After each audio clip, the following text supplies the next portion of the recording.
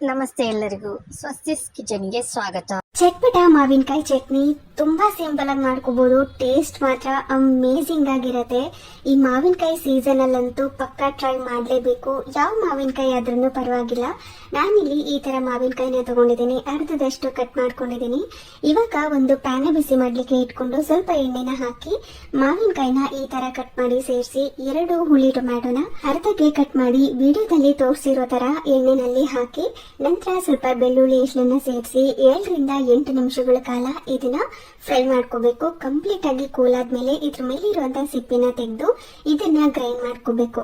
ಇವಾಗ ಸಿಪ್ಪೆ ತೆಗೆದಿಟ್ಕೊಂಡಿರುವಂತ ಟೊಮ್ಯಾಟೊ ಹಾಗೆ ಮಾವಿನಕಾಯಿ ಪಲ್ಪ್ನ ಇದ್ರೊಳಗಡೆ ಸೇರಿಸ್ಕೊಂಡು ಆಲ್ರೆಡಿ ಫ್ರೈ ಮಾಡಿ ಇಟ್ಕೊಂಡಿರುವಂತ ಬೆಳ್ಳುಳ್ಳಿ, ಹಸಿಮೆಣಸಿನಕಾಯಿ, ಪುದೀನ ಸೊಪ್ಪು, ಕೊತ್ತಂಬರಿ ಸೊಪ್ಪು, ಸ್ವಲ್ಪ ಈರುಳ್ಳಿ, ಜೀರಿಗೆ ಪುಡಿ, ಅಚ್ಕಾರದ ಪುಡಿ, ಧನಿಯಾ ಪುಡಿನ ಹಾಕಿ ರುಚಿಗೆ ತಕ್ಕಷ್ಟು ಉಪ್ಪನ್ನ ಸೇರಿಸಿ ಇದನ್ನ ತರಿತರಿಯಾಗಿ ಗ್ರೈಂಡ್ ಮಾಡ್ಕೊಂಡ್ರೆ ಚಟ್ಪಟ ಮಾವಿನಕಾಯಿ ಚಟ್ನಿ ರೆಡಿ ಆಗಿರತ್ತೆ.